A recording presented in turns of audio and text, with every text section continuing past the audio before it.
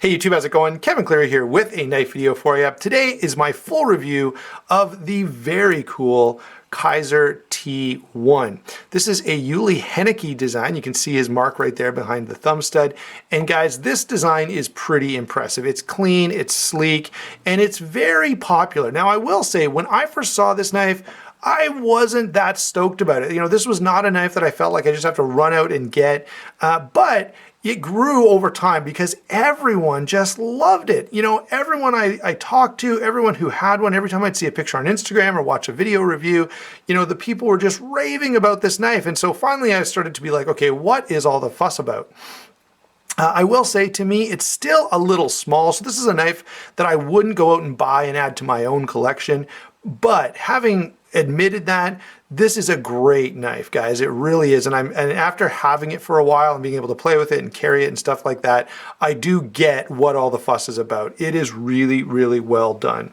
Okay, so let's go ahead and start off with size and weight. And you guys already know that this is a little small for me. This knife is 7 9/16 overall.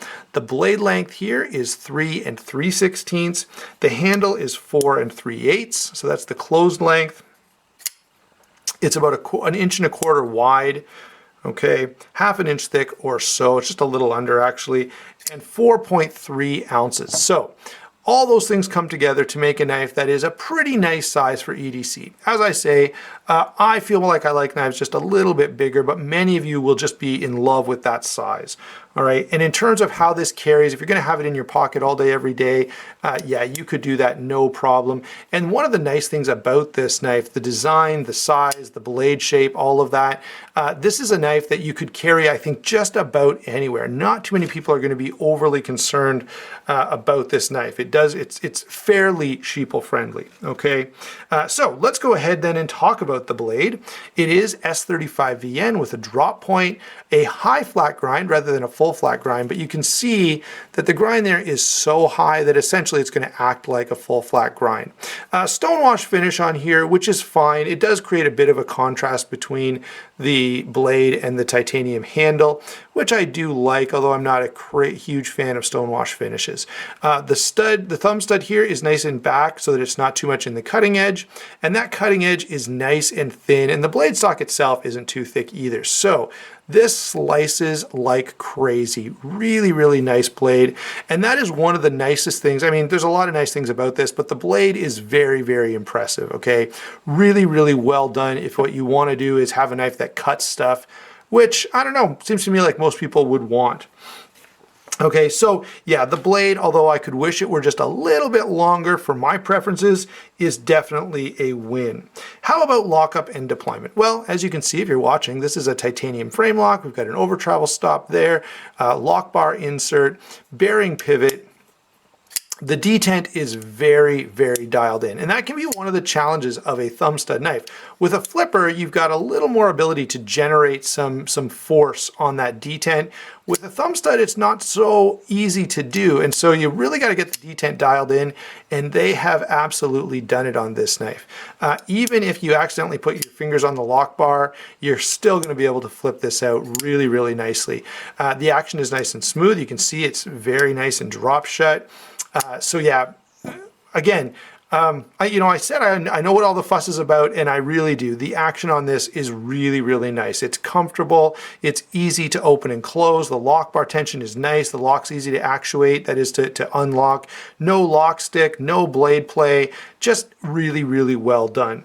All right, so, we kind of keep going with this theme here. Moving on to the handle. Of course, we have full titanium construction. We've got a back spacer here. The lanyard hole is nicely implemented into the backspacer, and I like when when lanyard holes are kind of well thought out and add something to the design, and I think this one does. 3D machine titanium clip, which again works really, really well.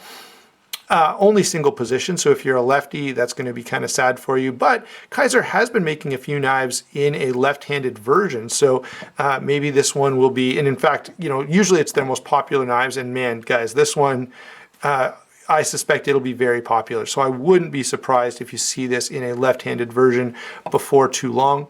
The other great thing about this, now it's kind of a blasted finish on the titanium, but the great thing about this is it's sort of a blank canvas. You could do so many things, you know, send this off to a knife modifier, or even, you know, get the tools and figure out how to anodize titanium yourself. This would look great with all kinds of different colors and finishes on it. We are dealing with Torx hardware, and they do have this pivot screw that Kizer always uses, and I really don't like it. Even if it was just a plain flat circle, I feel like it would be better. So that does, to me, diminish the design just a little bit by putting this sort of, you know, I think it looks like a flushing toilet, right? Like it's just sort of this whirlpool going down. I just don't like those pivots. Otherwise, though, yeah, very, very nice. Now, in terms of ergonomics, we haven't really touched on that yet. It is very comfortable, and I do like the fact that for a small knife, it gives me full 4-finger grip, and it's pretty comfortable. Well, very comfortable. In fact, everything's nicely rounded, no hot spots. But the one thing that's missing here is any kind of meaningful jimping or traction. So, you know, as a gentleman's folder, it's probably good. And the bead blasted titanium does give you a little bit. But yeah, this, if your hands are sweaty or wet in any way, this can be a little slick. And certainly, you know, you can see my thumb slide up and down the back of the knife. It would have been nice to see some jimping here, as well as maybe a little jimping on the handle, or even some kind of texturing on the titanium. Although I do think that would take away from the design. In terms of the look of this knife, very classy, very attractive. So definitely very impressed that way. I will again point out there's no internal milling, which would have lightened up this knife a little bit and would have been appreciated, but that's not really a Kizer thing, so they don't really get into the milling on that. So yeah, how's the handle? The handle is very good. It's comfortable, it looks attractive, it's constructed well, fit and finish is good, and so in terms of, you know, what this knife has got for something to hold on to, absolutely well done.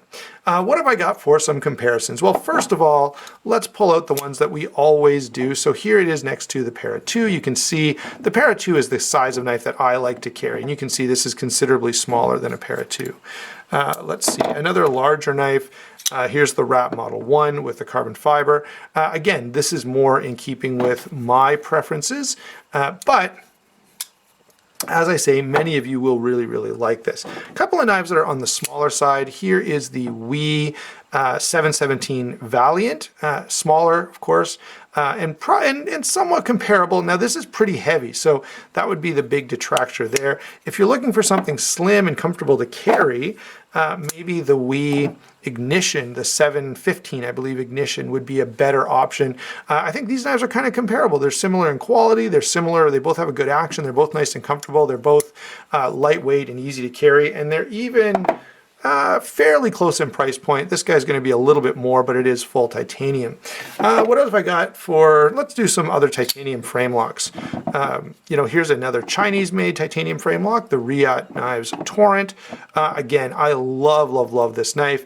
They're not in the same price point at all, but you can sort of see, you know, it's a classy, straightforward design, which I do appreciate. Here we have the ZT 04562. Again, a great knife, and I may have mislabeled that, 0452. Okay, that's better. Again, nicely done titanium frame lock, similar price point. Of course, this is larger. You would probably be more interested in the 0450 if you like this knife. And then finally, here is the Inkosi. So lots of good comparisons there for you. I'm sure there's something that everyone can sort of identify with, but this is a really nice knife, just a little on the small side, as you can see from those comparisons. Guys, excellent knife. It's simple, it's elegant, it's classy. This is a knife that you could carry, you know, in a pair of jeans or dress pants, you know, just across the board. Very, very functional. I think Kizer has a real win here. Of course, I would wish that this knife were a little bigger, and maybe they'll put out a slightly larger version. Yeah, total win. Absolutely recommend this knife. Thanks for watching. Don't forget to like and subscribe, and we will talk to you soon.